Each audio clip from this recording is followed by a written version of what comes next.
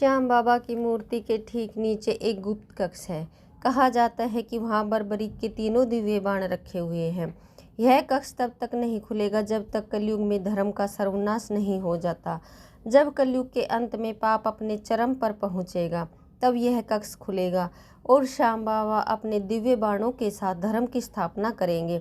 भविष्य पुराण में लिखा है कि कलयुग के अंत में एक नीले घोड़े पर सवार होकर एक योद्धा आएगा जो धर्म की स्थापना करेगा। श्याम बाबा के भक्त मानते हैं कि यह योद्धा श्याम बाबा ही होंगे। मंदिर के पुराने शिलालेखों में एक नीले घोड़े का चित्र है जिस पर एक योद्धा सवार है। यह चित्र रहस्यमय है और इसका अर्थ आज तक कोई नहीं समझ पाया।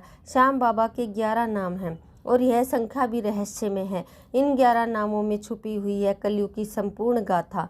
प्रत्येक नाम एक युग की समस्या का समाधान है।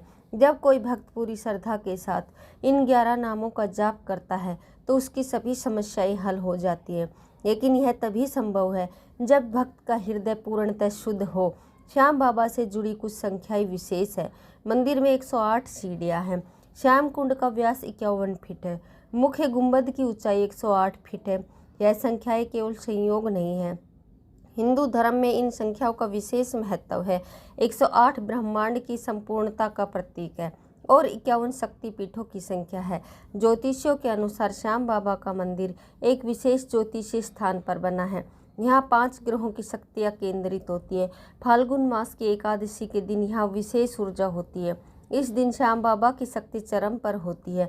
श्याम बाबा से जुड़े नीला रंग, पीला और लाल यह सभी के विशेष अर्थ हैं। नीला रंग विष्णु का है, पीला ज्ञान का और लाल शक्ति का।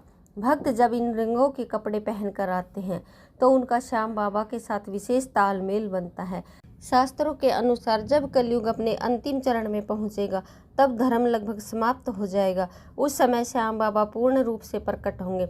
वे अपने 3 दिव्य बाणों के साथ आएंगे और अधर्म का नाश करेंगे। यह होगी कलयुग की अंतिम लड़ाई। भविष्य पुराण में लिखा है कि एक नीला घोड़ा आकाश से उतरेगा। उस पर श्याम बाबा सवार होंगे। उनके हाथ में अपना दिव्य धनुष होगा। वे एक ही बाण से सारे संसार के पापियों का नाश करेंगे और धर्म की स्थापना करेंगे। श्याम बाबा के इस अवतरण के बाद सतयुग शुरू होगा। फिर से धर्म, सत्य और न्याय का राज्य होगा। लोग प्रेम से रहेंगे, कोई दुख नहीं होगा। यही है श्याम बाबा का अंतिम मिशन, संसार में शांति और खुशी की स्थापना। इस कहानी का अंत प्रेम की जीत के साथ होता है। श्याम बाबा प्रेम के अवतार हैं। उनका प्रेम जाति, धर्म, भाषाओं की सीमाओं को पार करता है। वे मुस्लिम, सिख, ईसाई सभी के हैं क्योंकि दुख का कोई धर्म नहीं होता और जो दुख हरता